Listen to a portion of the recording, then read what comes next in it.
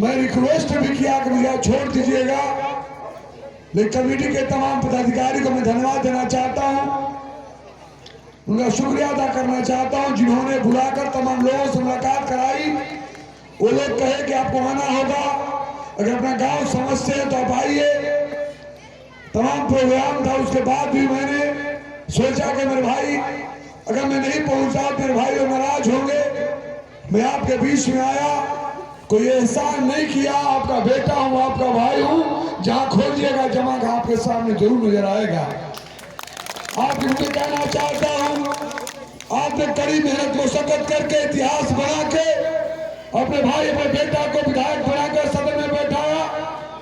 आपका आशीर्वाद मिला, मेरे बुजुर्गों का आशीर्वाद मिला, मेरे नौजवानों के संघर्ष का नतीजा हुआ कि आपने विधायक बनाया।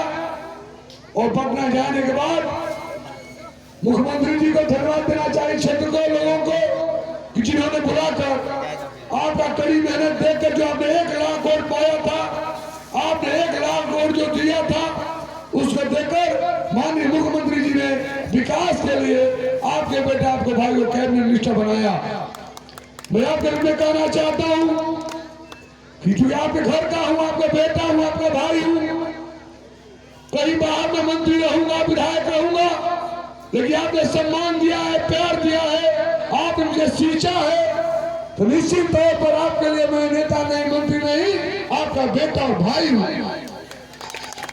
आपके बीच कहना चाहता हूं, जो जिम्मेदारी आपने दी है, जो सदन में भेजा है, निश्चित तौर पर मैं कोशिश करूंगा, जो मैंने वादा किया है, जो आपने विश्वास मेरे ऊपर किया है, आपका विकास भी है और आपका मान सम्मान भी बिहार में आगे बढ़े।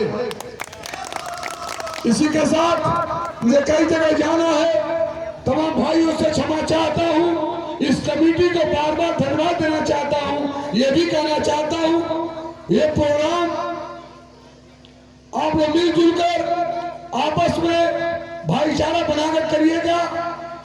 ऐसा न हो कि आपस में